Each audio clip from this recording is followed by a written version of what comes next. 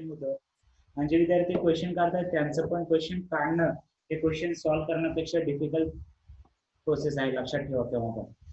ठीक आहे, भले म्हणजे तेवढं तरी आपल्याला नॉलेज पाहिजे की कशावरती काढायचे, काय झालंय, सो त्याचा पण फायदा होईल. Okay, so 15 again very good. चला ठीक आहे, तर ट्राय करा रेग्युलरली फॉलो करायचा. एक 5 मिनिट देतोय याचा अर्थ 5 मिनिट लेक्चर लेट जॉईन करू असं नाहीये. ठीक आहे, वेळेवर या 10ला, त्यावरती आपण 10 पर्यंत क्वेश्चन पोस्ट केलेले असतात. 5 ते 10 मिनिटांमध्ये क्वेश्चन सॉल्व्ह करा ग्रुपवरती. ठीक आहे, रेकॉर्डेड व्हिडिओ पाहण्याने सुद्धा आधी ग्रुपवर आलेले क्वेश्चन पाहायचे. ओके ठीक आहे, सो स्टार्टिंग लेक्चर पहा. लक्षात घ्या की आपण magnetic effect of electric current याच्यामध्ये काय लर्न केलेलं आहे पहा. लक्षात घ्या की सर्वप्रथम जो बायट सेवर्ट्स लॉ आहे तो आपण पाहिलेला आहे. त्याच्यानंतर बायट सेवर्ट्स लॉ नंतर आपण पाहिलं की Ampere law, line integration over the closed loop is equal to mu not times the I, right आहे. त्याच्यानंतर आपण पाहिलेलं आहे त्याच्या एम्पियर लॉचे जे ऍप्लिकेशन किंवा युजेस म्हणता येईल आपल्याला. ठीक आहे, की सर्क्युलर कॉईल मध्ये किती मॅग्नेटिक फील्ड असते, स्ट्रेट लाईन मध्ये किती असते, अँगल थीटा केला तर किती असते. अशा पद्धतीने आपण एम्पियर्स लॉचा युजेस करून magnetic field due to various conductors असं पाहिलेलं आहे. त्याच्यानंतर पहा, लक्षात घ्या की त्याच्यानंतर आपण पाहिलं की force magnetic force, right, magnetic force on charge the particle, magnetic force on charge particle तो किती असतो, Q V B, V cross B किंवा Q V B sine theta म्हणता येईल. त्याच्यामध्ये व्हेरियस केसेस सुद्धा आपण डिस्कस केलेले आहेत आणि त्याच्यामध्ये various trajectory of particle followed when the magnetic field and velocity are at a different angle. Different केसेससाठी डिफरंट आपण ट्रॅजेक्टरी पाहिलेले आहेत. त्याच्यामध्ये हेलिक्स असेल, जर परपेंडिक्युलर असेल तर circular motion, uniform circular motion perform करतं. त्याच्यासाठी रेडियसचा फॉर्म्युला जो आहे एमव्ही अपॉन क्यू बी किंवा टाइम पिरियड फ्रिक्वेन्सी याचे फॉर्म्युले पाहिलेले आहेत. त्याच्यानंतर त्याचाच यूज करून आपण सायक्लोट्रॉन हे डिव्हाइस पाहिलेलं आहे. तिथे मॅग्नेटिक फील्ड ॲज वेल ॲज इलेक्ट्रिक फील्ड आपण वापरतो, राईट. त्याच्या यूज आणि प्रिन्सिपल आणि त्याच्यासाठी असलेला कायनेटिक एनर्जीचा फॉर्म्युला पाहिलेला आहे. मग त्याच्यावरून रेडियसचे रेशो किंवा प्रोटॉन इलेक्ट्रॉन यांची रेडियस कशी ट्रॅव्हल असते ते सर्व गोष्टी आपण पाहिलेल्या आहेत. त्याच्यानंतर the force on charge the conductor, sorry current carrying conductor. जेव्हा करंट कॅरिंग कंडक्टर एखाद्या मॅग्नेटिक फील्ड मध्ये ठेवला तेव्हा त्याच्यावर लागणारा फोर्स सुद्धा आपण कॅल्क्युलेट केलेला आहे, आयडीएलबी साइन थिटा किंवा ILB sine theta. Again, for this as well as the motion of charged particle, we should use the Fleming's left hand rule. येत नसेल, अजून अवघड जात असेल, प्रॅक्टिस करा, परत परत वापर करा, मनाने डायरेक्शन घ्या. भरपूर सारे एक्झाम्पल घेतलेले आहेत, छोटे छोटे छोटे छोटे, तेवढेच सॉल्व्ह करा, परत एकदा क्लिअर होऊन जाईल. त्याच्यानंतर आपण पाहिलं की जेव्हा दोन पॅरलल कंडक्टर ठेवले जातात एका पाठोपाठ एक पॅरलल कंडक्टर, तर या दोघांमध्ये मॅग्नेटिक फोर्स असतो आणि त्याचा फॉर्म्युला आपण पाहिलेला आहे म्यू नॉट अपॉन, बोला किती आहे, म्यू नॉट अपॉन 4 पाय 2 I1 I2 upon A into L. And when we have to find the force per unit length, then this length is divided on left hand side. त्याच्यानंतर आता आपण पाहत आहोत की एक जर करंट कॅरिंग जर लूप असेल त्याच्यामुळे मॅग्नेटिक डायपोल तयार होतो. Magnetic dipole is similar to electric dipole. There are unlike poles, north pole आणि साऊथ पोल, आणि लूप मध्ये काय होत आहे, मग करंट तयार झाल्यामुळे तिथे नॉर्थ पोल आणि साऊथ पोल होत आहे. Therefore we say that the current is in this direction, that is clockwise. Therefore when we see in from the front side, we will see which pole, north pole or south pole, everyone, and answer should be your correct answer. एकदम simple. काल आपण याच्यामध्ये भरपूर वेळ घातलेला आहे. जेव्हा आपण या लूपला समोरून पाहू, याची डायरेक्शन क्लॉकवाईज आहे, तर याच्यामध्ये बसणारा आपण लेटर पाहायचंय. एन जर काढलं तर असं उलट व्हायलंय. Therefore there is a south pole from front side, right का पहा. किंवा परत या हाताचा रूल, राईट हँडचा रूल वापरून सुद्धा थंब आतमध्ये जातोय, म्हणजे त्या बाजूने नॉर्थ पोल असायला पाहिजे, या बाजूने साऊथ पोल असायला पाहिजे, राईट. सो रे ऑप्टिक चालू करा बिकॉज लेंथी चॅप्टर कव्हर होतो, टाइम आता मोर आहे आणि नंतर कॉलेज असतं. ओके, पाटील सरने कोणता चॅप्टर सुरू केला. सर कोणता चॅप्टर सुरू केलाय?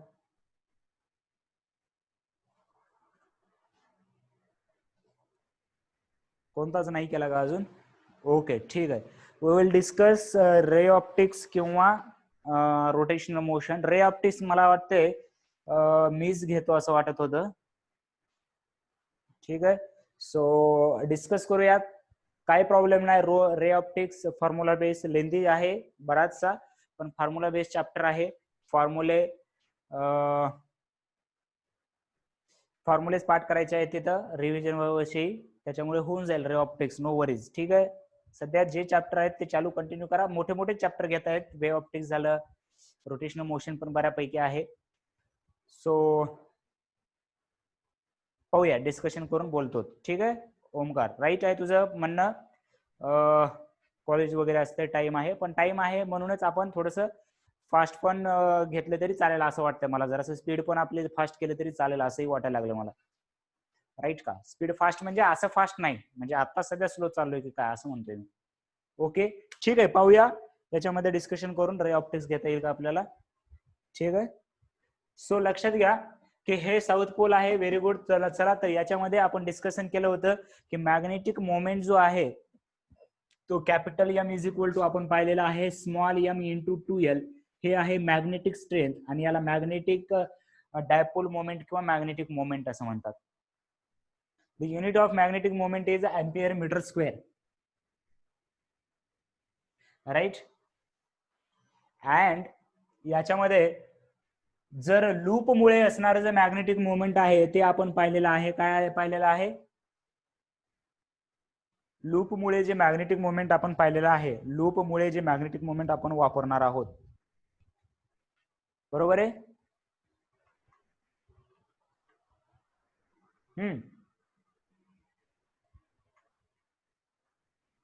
NIA, बरोबर आहे, NIA. आणि त्याच्यानंतर आपण टॉर्क पाहिलेला आहे on this loop. Rectangular loop घेऊन आपण डेरिव्हेशन केलं होतं. रेक्टँगल लूप घेतल्यानंतर काय होतं, आणि त्याचं डेरिव्हेशन केलं होतं 4 बाजूला 4 हे केल्यानंतर M क्रॉस B अशा प्रकारचा टॉर्क येईल त्याच्यावरती. और MB साइन थिटा, आणि M ची व्हॅल्यू जर हे ठेवलं तर डायरेक्ट फॉर्म्युला होतो NIAB sine theta, where theta is angle between the area of cross section of plane. Right. त्याच्यानंतर पोटेन्शियल एनर्जीचा फॉर्म्युला काय आहे सांगा लवकर? -MB cos theta. फॉर्म्युले रिवाइज करायचे. मी म्हटलं होतं इलेक्ट्रोस्टॅटिक सोबत कम्पेअर करून पहा. ज्यांनी करून पाहिलं असेल त्यांना बऱ्यापैकी समज लक्षात आले असतील फॉर्म्युले. नसेल पाहिलं तरी काही प्रॉब्लेम नाही, हे फॉर्म्युले लक्षात ठेवा म्हणजे इलेक्ट्रोस्टॅटिक्सचे लक्षात राहतील. Right. So take one problem on that. A rectangular coil having 100 turn. A rectangular coil having 100 turn.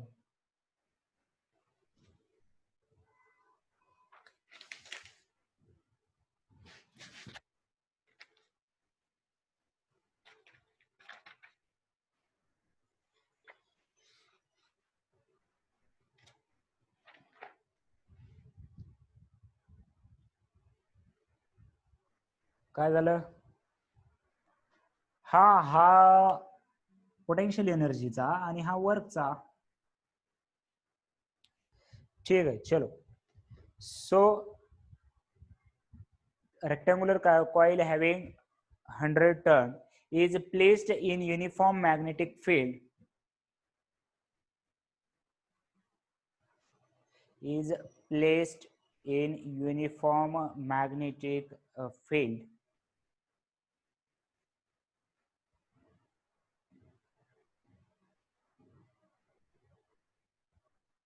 For Tesla. For Tesla.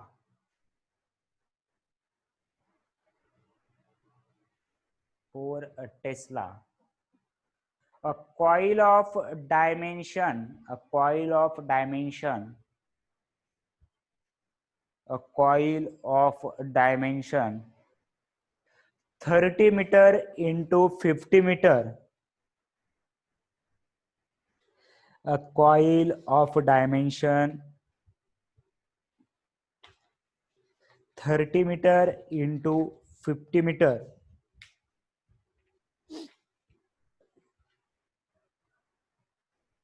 carrying current of 2 ampere, carrying current of 2 ampere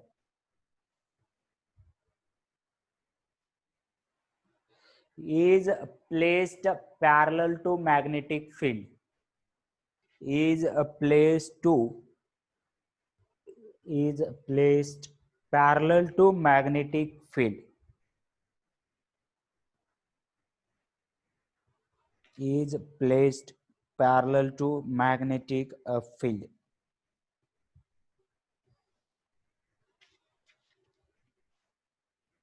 Right?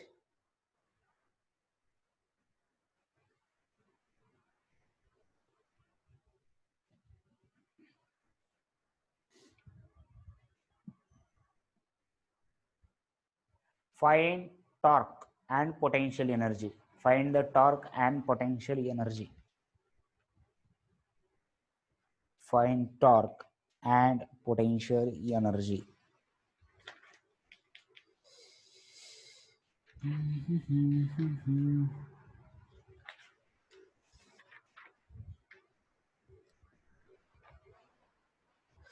Torque 0 येतो.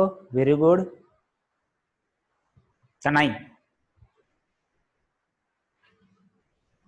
इतनी सारी value दी है sir ने, कुछ तो काम करना पड़ेगा.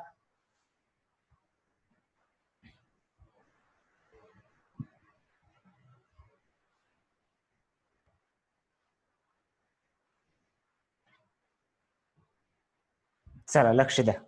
नवीन एकच प्रॉब्लेम आहे, म्हणजे पहिलाच प्रॉब्लेम आहे, त्यामुळे लक्षात आलं नसेल. लक्ष द्या, लक्ष द्या. मला माहिती आहे थोडासा प्रॉब्लेम अवघड जाऊ शकतो. चला, मॅग्नेटिक फील्डची डायरेक्शन समजा या डायरेक्शनला आहे. याच्यामध्ये अशी कॉईल ठेवलेली आहे रेक्टँग्युलर. याचं डायमेन्शन घेऊया 50 × 30. The value of magnetic field is 4 Tesla. It is a uniform magnetic field. The current carrying this loop is 2 ampere and have 100 turns. Right? Now, the last line of the question is a coil is placed parallel to magnetic field. Coil is placed parallel to magnetic field. Parallel आहे, right आहे. मी diagram बरोबर का लिखा बघा बरं. Parallel to magnetic field. आधी मला डायग्राम बरोबर आहे का नाही कन्फर्म करा. पॅरलल. कॉईल कशी ठेवली याला? पॅरलल. जर अशी ठेवली असती तर कशी झाली असते? परपेंडिक्युलर. राईट? अशी ठेवली, याच्यामध्ये काय आहे? पॅरलल आहे. लक्षात आलं सर्वांनी? डायग्राम बरोबर काढली का पहा मी. So the torque formula, the formula of the torque is NIAB sin theta. Right? Formula of the torque is NIAB sin theta. Okay, N is given as 100. Current is 2 ampere. Area, रेक्टँगलचा area काय येणार? Length into breadth. Direct लिहूया आपण 50 × 30. Again magnetic फील्डची value दिली, किती आहे? 4 Tesla. And sign, sir एवढं कशाला करत बसला? साइन किती घ्यायचा? एवढं काय करत बसला सर? साइन 0 घ्या आणि 0 0 करून टाका का नाही? साइन किती घ्यायचा? चला सांगा, ट्राय करा. चला ट्राय करा, चुकू द्या. काय घेणार तुम्ही साइन? आधी पहा साइन अँगल कशामधला सांगितलाय मी, आणि मग पहा, व्यवस्थित पहा म्हणजे चुकणार नाही. चला, झोपी गेले का सर्व?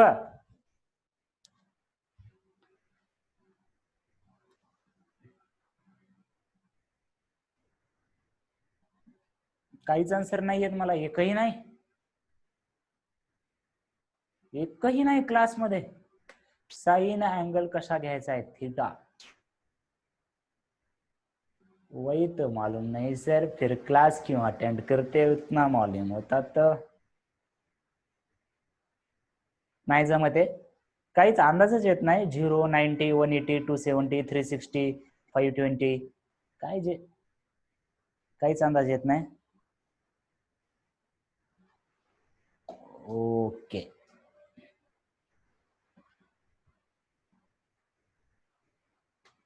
सन्नाटा छा गया है.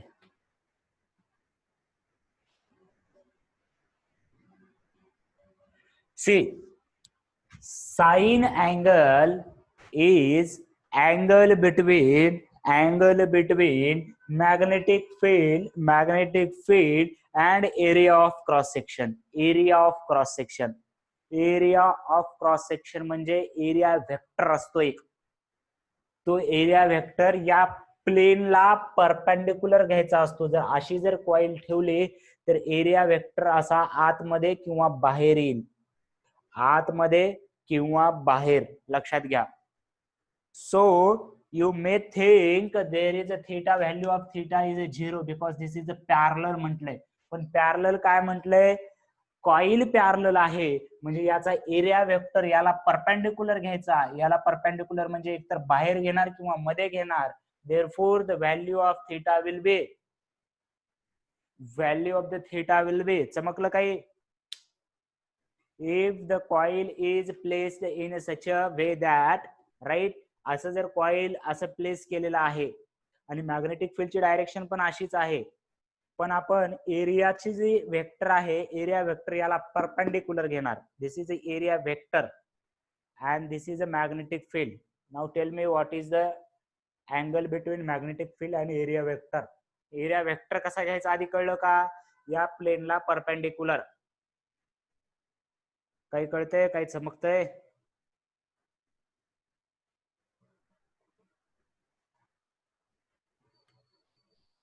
राईट, ही कॉइल आहे आपली. This is a area vector perpendicular to coil and this is a magnetic field. Very good. तर अँगल किती आला पाहिजे? भदे सगळे झोपा आल्यात, झोपा. काही जाय नाही भदे डोक्यात. लॉकडाऊन मध्ये खाऊन खाऊन आपली बुद्धी गंजली. एवढं दाखवतोय की इथे एरिया वेक्टर याच्या बाहेर आलेला आहे, एरिया वेक्टर. आणि मॅग्नेटिक फील्ड अशा डायरेक्शन मध्ये. या दोघांमध्ये अँगल किती आहे रे भद्यांनो? या दोघांमध्ये अँगल किती आहे?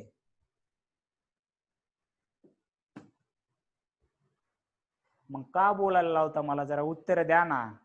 हा, उत्तर येत नसले की नेट प्रॉब्लेम. Right, 90 degree. ठीक आहे. So we should take the sine of 90. Right, sine 90 ची व्हॅल्यू 1 आहे. याचा गुणाकार पहा, तुमच्या आवडीचा नंबर येऊन जाईल. ते विचार करूनच दिलेले आकडे आहेत. किती येतं सांगा मला.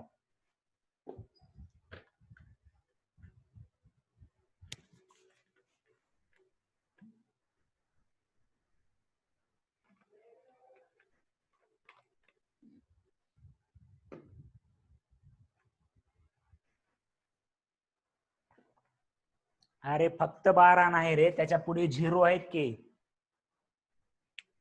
12 × 10⁵. टॉर्कचं युनिट काय असतं रे? टॉर्कचं युनिट असतं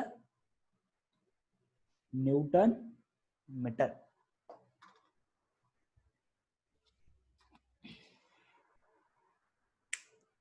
ओके, चलो ठीक आहे.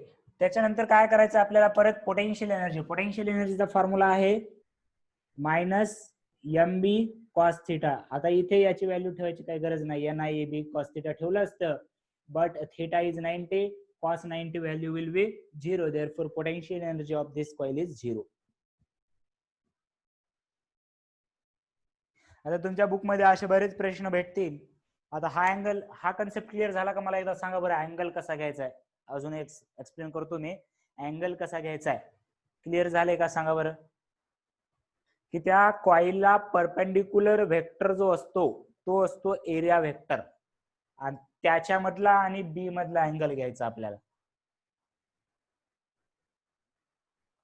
म्हणजे इथं साइन 90 केव्हा येते? पॅरलल ठेवल्यानंतर. याच ठिकाणी मॅग्नेटिक फील्ड समजा आपले जी कॉइल आहे अशी परपेंडिक्युलर आणि अशी मॅग्नेटिक फील्ड अशी ठेवली. आता अँगल किती घेणार सांगा? म्हणजे आता आपली जी कॉइल आहे,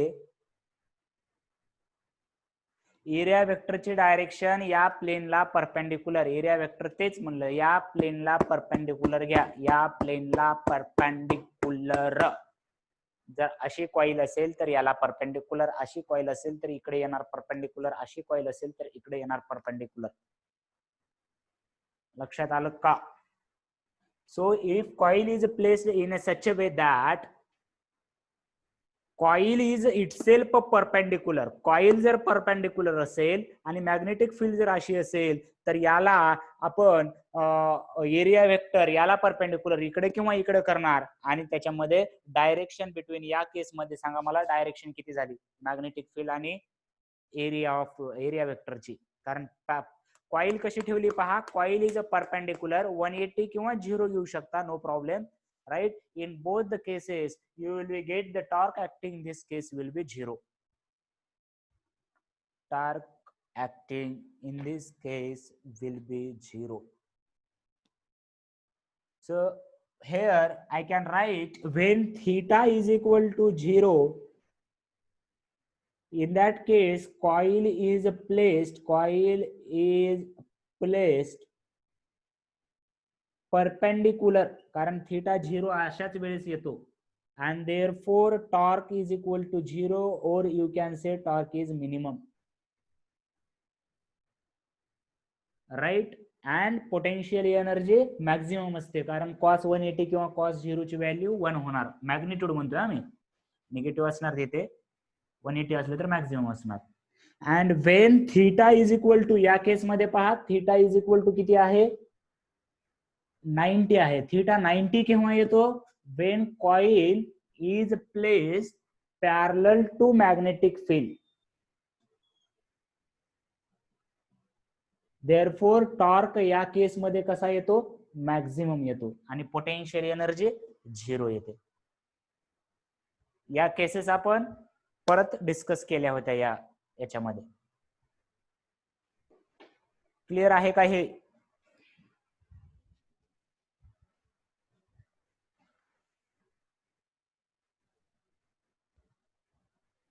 राईट, ओके, चला लिहून घेतलं.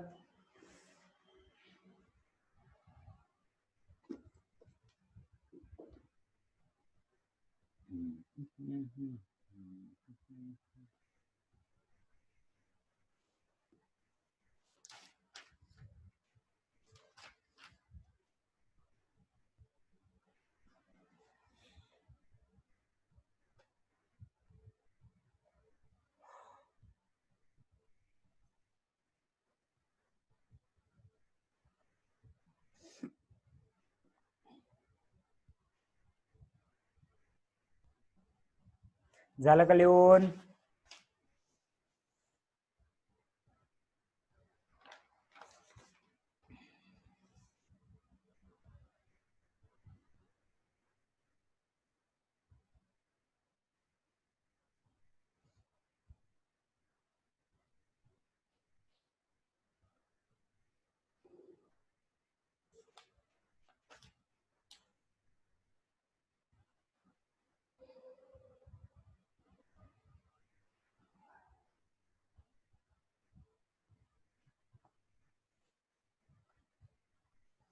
नेक्स्ट प्रॉब्लेम करता हूं.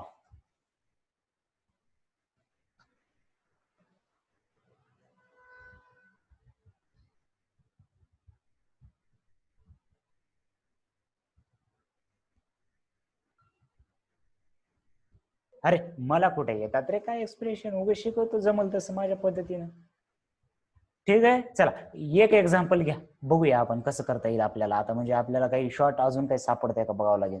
लिहा. Sir, a rectangular coil of length 4 meter, a rectangular coil of length 4 meter, a rectangular coil of length 4 meter and breadth 2 meter and breadth 2 meter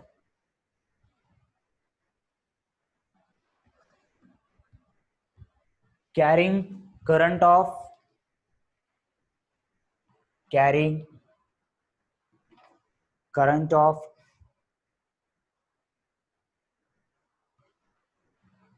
3 ampere, carrying current of 3 ampere, carrying current of 3 ampere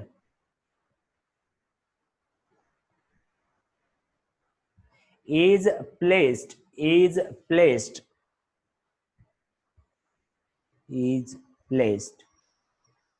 in uniform magnetic field is placed in uniform magnetic field of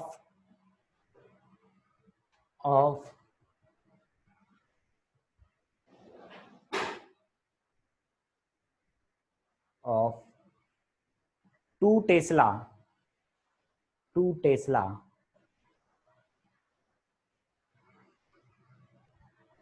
2 Tesla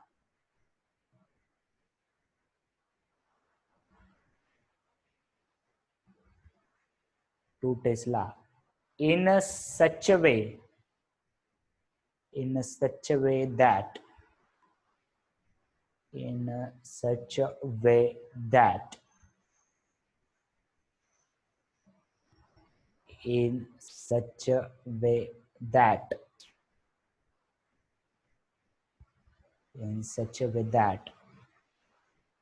the plane of coil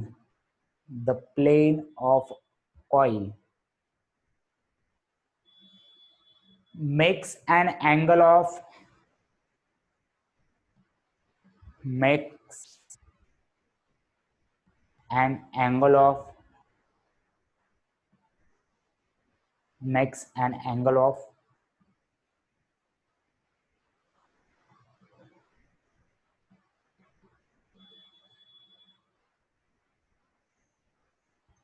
30 degree with the field 30 degree with the field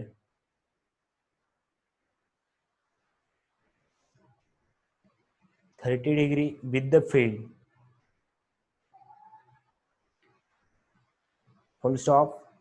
If n is equal to 100, if n म्हणजे number of turns, if n is equal to 100,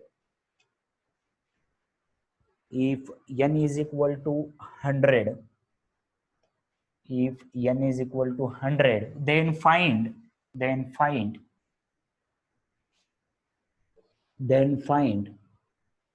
first torque. First काय find करायचंय? Torque. Second potential energy.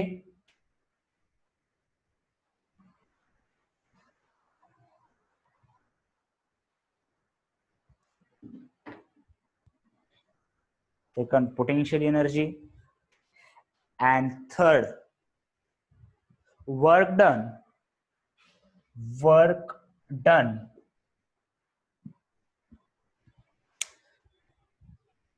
to rotate a coil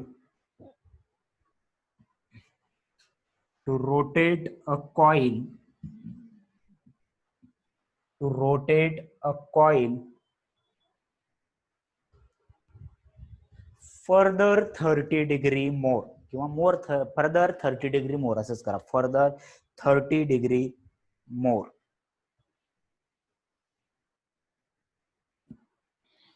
right. व्यवस्थित आधी एकदा question परत वाचा, कारण माझ्याकडे क्वेश्चन आता सांगायला नाहीये. एकदा वाचून घ्या क्वेश्चन. ठीक आहे. मला माहिती आहे काय सांगितलंय मी क्वेश्चन, फक्त नंबर लक्षात राहणार नाहीत किंवा आहेत तसे, चुकलं तर आहे की. हा तुम्ही करतो म्हणूनच दिला असा छानसा प्रॉब्लेम. याच्यामध्ये सगळं क्लिअर होणार. मग आता कसाही येऊ द्या प्रॉब्लेम, प्रॉब्लेम हार्डच घ्यायचे म्हणजे तुम्हाला सोपे येते. हार्ड नाहीये पण थोडासा. आता तसाच दिल्यावर काय फायदा मग? एक घ्यायचं, 90 ठेवा, 180 ठेवा, 4 ठेवा आणि तसाच दुसरा द्यायचं आणि तुम्हाला ते असं सॅटिस्फाय झाल्यासारखं वाटतं आहे का नाही? ओके चलो. माझ्याकडे इकडे पहा, बोर्डाकडे पहा. आहे की आपण आहे. ज्यांना सॉल्व्ह करायचे ते ट्राय करा, वाटते त्यांनी ट्राय करा. इथे काय आहे पहा फक्त. काय घर पुण्या कसं फिरवले का फिराले आधीच? ठीक आहे. Okay sir. आम्हाला एवढं लक्षात आलं होतं, जर ही जर कॉईल घेतली प्लेनची डायरेक्शन जर अशी असेल, प्लेन या डायरेक्शन मध्ये असेल अशी, म्हणजे प्लेनची डायरेक्शन अशी आहे, राईट, आणि मॅग्नेटिक फील्डची डायरेक्शन पण अशी असेल. So the area vector will बी दुसरी कुठे गेली, आमच्याकडे दोन आहेत. ओके चलो ठीक आहे. जर मॅग्नेटिक फील्ड अशी असेल, ओके रेकॉर्डेड लेक्चर पहा, नो प्रॉब्लेम. तर त्याच्यानंतर एरिया वेक्टर असा घ्यायचा सर, आणि इथे अँगल 90 घ्यायचं, एवढं शिकवलात सर, 90 घ्यायचं शिकवलात, आयुष्यभर लक्षात ठेवून अँगल 90 घ्यायचं शिकवतो मी, ठीक आहे, बाकी काही नसते. ओके. त्याच्यानंतर जर प्लेन अशी परपेंडिक्युलर ठेवली मॅग्नेटिक फील्डला, ओ ठीक आहे, पेन म्हणजे फील्ड अशी परपेंडिक्युलर ठेवली तर एरिया वेक्टर पण याला असंच येणार, आणि अँगल 0 डिग्री व्हायलाय. अँगल किती व्हायलाय? 0 डिग्री व्हायलाय. मग 90 आणि 0चं कळलं होतं सर, पण हे तुम्ही मध्येच काहीतरी दिले 30 डिग्री. काय दिलंय? Theta is 30 degree. पण हा थीटा कशातला आहे? The angle between plane of coil and magnetic field. So plane of coil म्हणजे ही प्लेन झाला त्याचा, आणि मॅग्नेटिक फील्ड म्हणजे असा, आणि असं तिरपा आहे, म्हणजे हा अँगल 60 दिलाय. पहा लक्षात घ्या, हा अँगल 60 दिलाय, चमकते का पहा, हा अँगल 60 दिलाय, याच्यामध्ये हा अँगल 60 दिलाय का 30 दिलाय? मी अँगल देताना किती दिलाय? अँगल 30 दिलाय ना. ओके चलो, हा अँगल 30 दिलाय. मॅग्नेटिक फील्ड आणि प्लेन याच्यातला हा जो अँगल आहे तो 30 दिलाय. आपल्याला एरिया वेक्टर घ्यायचा असतो. Area vector will be take as a perpendicular to this plane. So what will be the angle between magnetic field and the area vector? चलो कमॉन, येते तुम्हाला, थोडंसं डोकं लावल्यासारखं करा आणि आन्सर सांगा. जर हा अँगल जर 30 डिग्री असेल, मॅग्नेटिक फील्ड आणि प्लेन मधला हा अँगल जर 30 डिग्री असेल, तर इथून मी याला परपेंडिक्युलर टाकलंय, हा टोटल डिग्री 90 येतो, इकडे 30 गेला, आलं sir. Therefore theta will be 60 degree. किंवा सर हे तुम्ही आधीच सांगायला पाहिजे होतं की direct theta is equal to काय घ्या, 90 minus angle between plane and field. हे आधीच सांगितलं असतं, पण फील झालं नसतं आपल्याला. हे जर 30 दिलाय तर 90 मायनस 30 60 घ्यायचा. पॅरलल दिलंय तर 90 मायनस 0 90 घ्यायचं. परपेंडिक्युलर दिलंय 90 मायनस 90 0 घ्यायचं. चमकलं का? चमकलं का? Right. So now take theta is equal to 90 minus 30 that is 60 degree. B ची व्हॅल्यू दिली आय थिंक 2 टेस्ला. डायमेन्शन दिलेत, किती दिलेत? 4 × 2 मीटर दिलेत आय थिंक. डायमेन्शन चुकू म्हणजे व्हॅल्यू चुकू शकतात, व्यवस्थित पाहून घ्या एकदा मी काय दिलंय. Current I is equal to 5 ampere दिलंय बहुतेक, आणि N इज इक्वल टू 100 दिलंय. अजून काही बरोबर आहेत का व्हॅल्यू? पहा आणि आता काढा.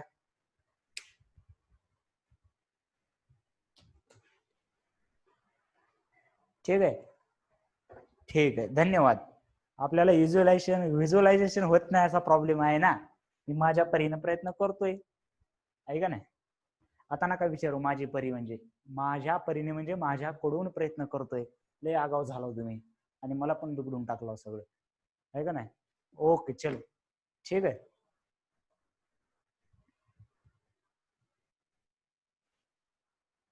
चला चला, काही जण झोप येते, समजलं नाही काय म्हणले सरना, समजलं नाही, धन्यवाद. ठीक आहे, ओके चलो, आता कॅल्क्युलेट करा.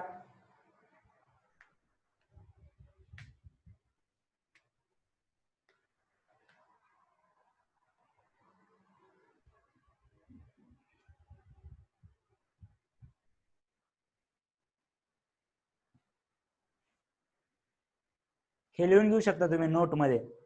फक्त अँगल जर प्लेन मधला दिला तर, आणि असं डायरेक्ट दिलं की एरिया याच्यामध्ये अँगल घ्यायचं तर डायरेक्ट घ्यायचं दरवेळेस, नाही तर 90 मायनस करत बसाल. जर सहसा प्लेन मधलाच देतात, मग प्लेन मधला अँगल दिला तर तो 90 ने मायनस करून घ्यायचा. नोट डाऊन करून घ्या वाटलं तर हे.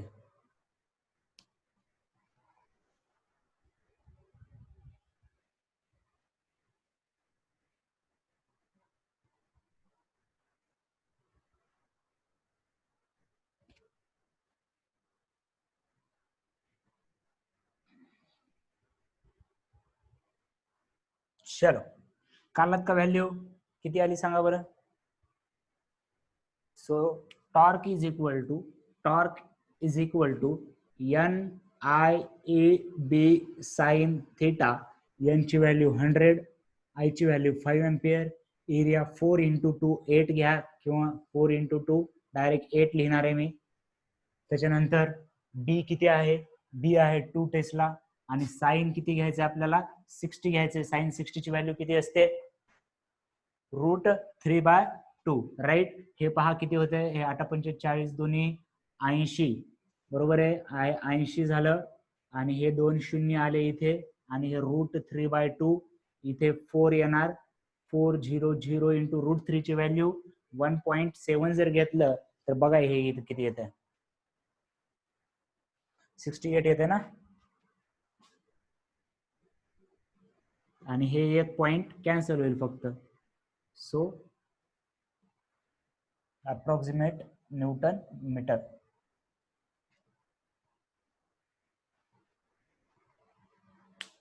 काय झालं? I is equal to 3 ampere दिलं होतं का? ओके, पहा मी तेच म्हटलं की current I is equal to 3 ampere दिले का? मग 3 एम्पियर घेऊन करा. पहा लक्ष द्या, I is equal to 3 ampere घेऊन करा. मला लक्षात नव्हत्या व्हॅल्यू काय दिल्यात त्या. I इज इक्वल टू जर 3 एम्पियर दिलं असेल, काय नाही, गुणाकार तेवढा चुकेल आपला, दुसरं काय नाही. बरोबर आहे का? 0 इंटू राईट √3/2 हे 2400 इंटू √3 24 इंटू 1.7 किंवा 17 आणि 10 हे 10 इथे कॅन्सल झाला. 240 गुणिले 17 करा. जे काय येते ते. Calculation is not important. Calculation तुम्ही प्रॅक्टिससाठी करायचे फास्ट. आता हे कळलं. त्याच्यानंतर पोटेन्शियल एनर्जी. पोटेन्शियल एनर्जीचा फॉर्म्युला काय आहे? -mb cos theta minus m म्हणजे हे पूर्ण NIAB. सो NIAB cos 60 ची व्हॅल्यू 1/2 असते. -100 I3 एरिया 8 B2 आणि हे 1/2 हे 2 कॅन्सल राईट. -2400 आणि unit of potential energy is joule. आणि लक्षात घ्या आता वर्क डन पहा काय आहे. वर्क डन काय म्हटलंय मला? पहिला अँगल. वर्क डनचा फॉर्म्युला लक्षात घ्या आधी. वर्क डनचा फॉर्म्युला काय आहे? MB cos θ1 - cos θ2. एवढा गुणाकार आधीच करून ठेवू शकता तुम्ही, दरवेळेस हे येणार आहे. फॉर्म्युला काय आहे वर्क डनचा? MB cos θ1 - cos θ2. हे M म्हणजे NIAB cos θ1 - cos θ2.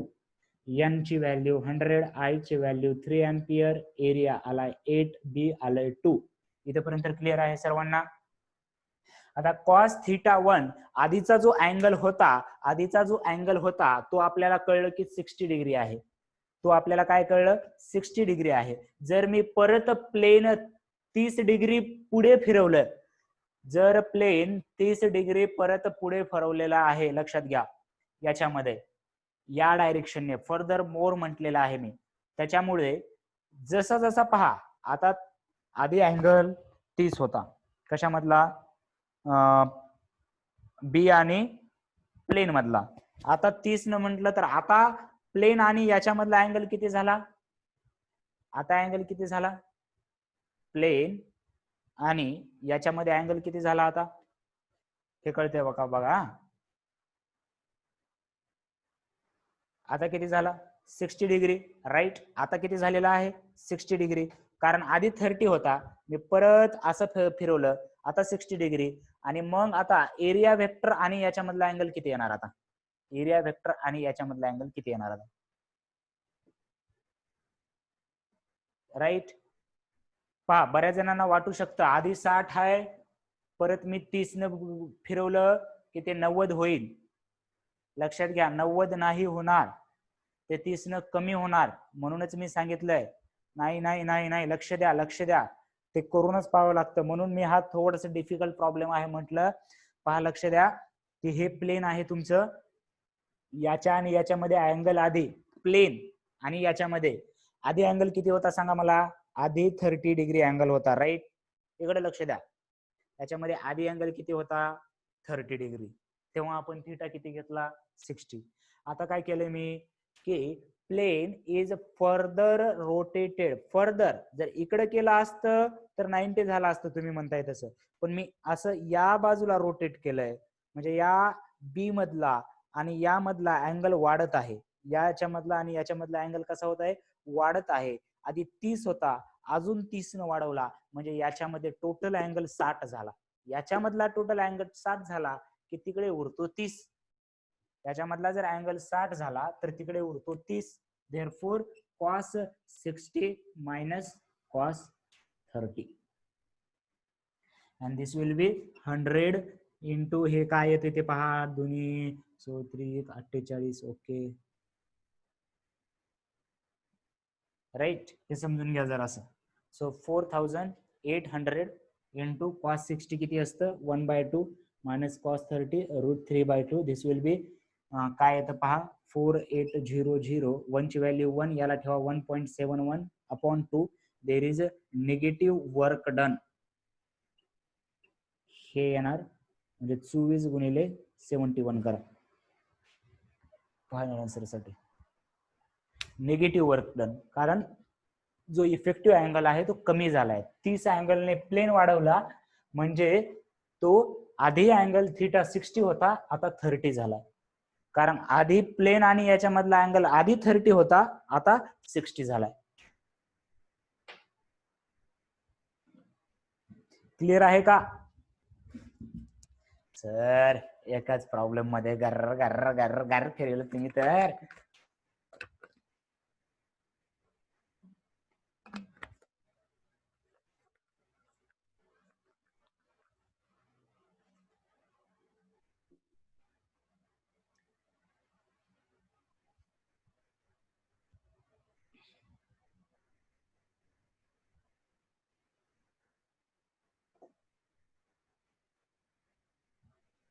जे काय येतं 1680 येतं का, ठीक आहे 1680.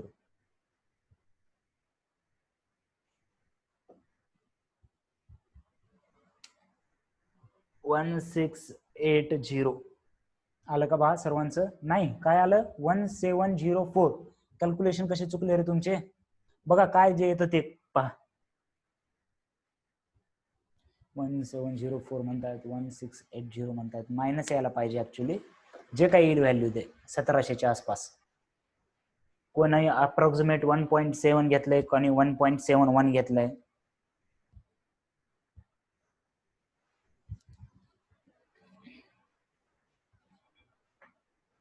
Okay,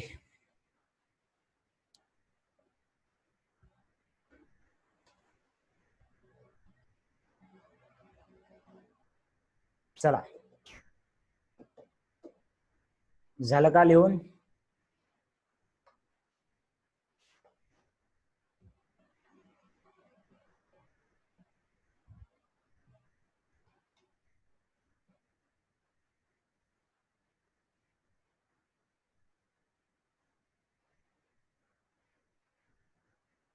right. अजून आज प्रॉब्लेम्स घेऊया. मुव्हिंग कॉइल गॅल्व्हनोमीटर सुरू करायचं होतं. मुव्हिंग कॉइल गॅल्व्हनोमीटर उद्या स्टार्ट करूया.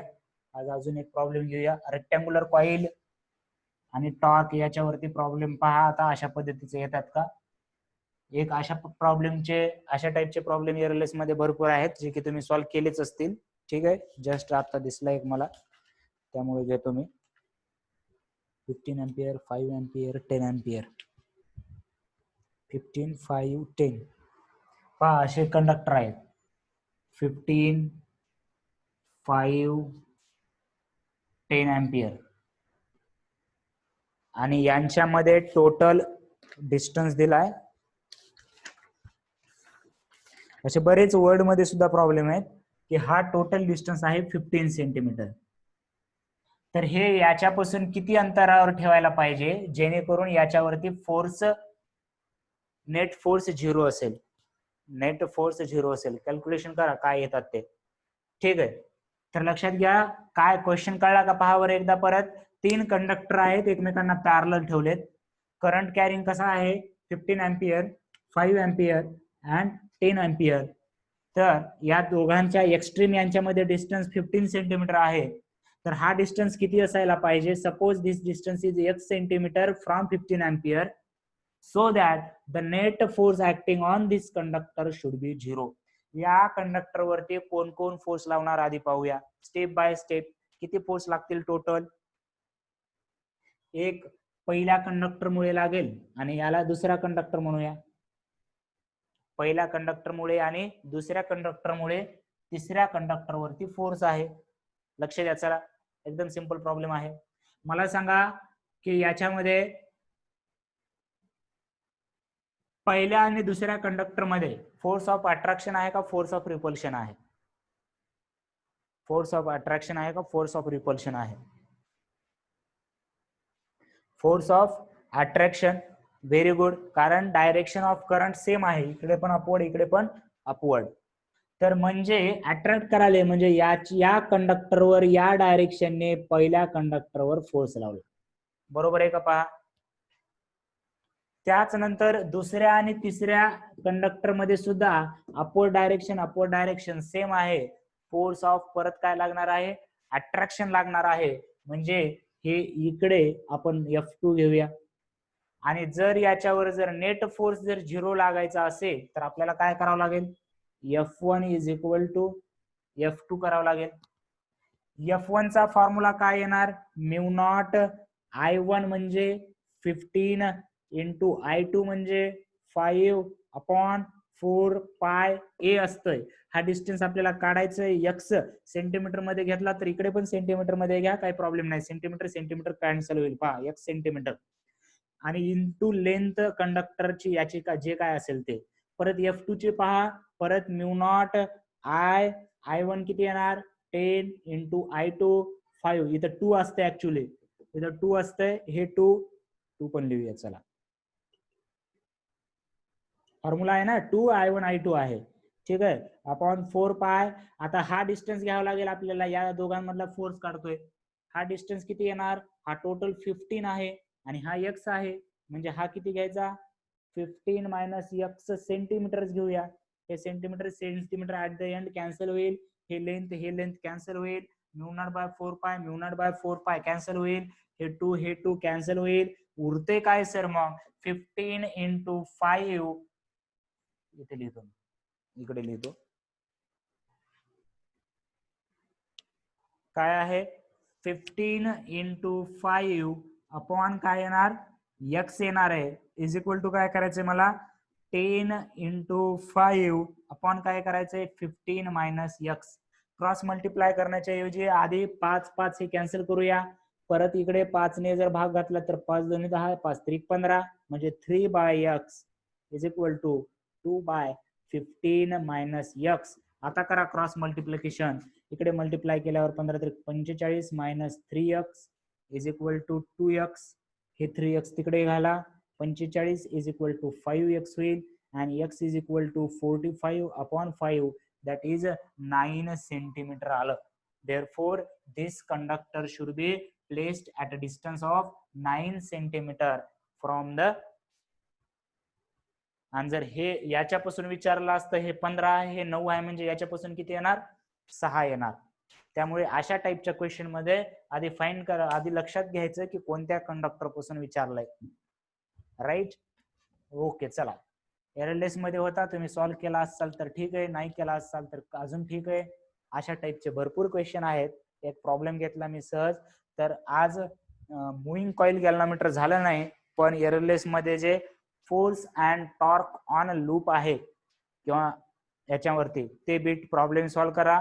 जर काही अडचण असेल, मुव्हिंग कॉइल गॅल्व्हनोमीटर आलं तर पाहूया त्याचं कसं करायचंय उद्याच्या बीटला. आणि जर अडचण असतील तर उद्यापर्यंत मला MCQ सेंड करून ठेवा. उद्या परत जर अडचण असलेली अजून प्रॉब्लेम घेऊ शकतो आपण. ठीक आहे, ओके. क्लिअर आहे का सर्वांना? जर कोणता कन्सेप्ट कळला नसल्यासारखं वाटत असेल, नेट स्लो झाल्यामुळे तिथलं पार्ट मिस झाला असेल, तर रेकॉर्डेड व्हिडिओ आपण अपलोड करतोय. रेकॉर्डेड व्हिडिओ पहा. फक्त जरासा आळसपणा आता नका करू. कारण टाइम चालूच आहे, टाइम थांबलेला नाही. बऱ्याच जणांना वाटतं असा टाइम थांबलाय जानेवारी म्हणजे एप्रिल मे पासून आणि आता 1-2 महिन्यानंतर परत टाइम सुरू होणार आहे, असं नाहीये. टाइम सुरूच आहे. ठीक आहे. ओके. तर काय अडचण असेल तर थांबा, बाकीचे जाऊ शकतात. जर कोणाला काय अडचण असेल तर विचारा, बाकीचे जाऊ शकतात. हा बोल, चल शुभम, काय अडचण आहे? एक्झाम दिली नाहीस तू?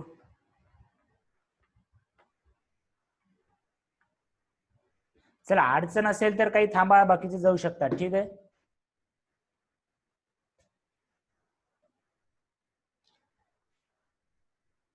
बर, काय अडचण असेल तर मला वाटलं तर कॉल करा, कारण ठीक आहे, चालतंय.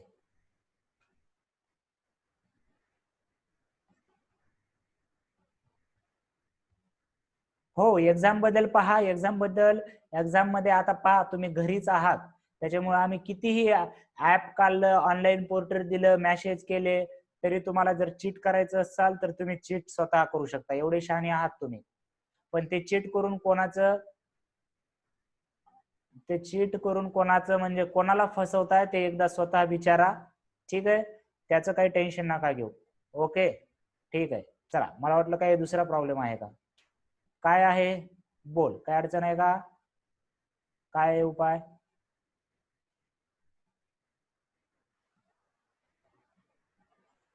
चला, बाकीच्यांच्या काय अडचणी असतील तर सांगा. अजून काय अडचणी आहेत का?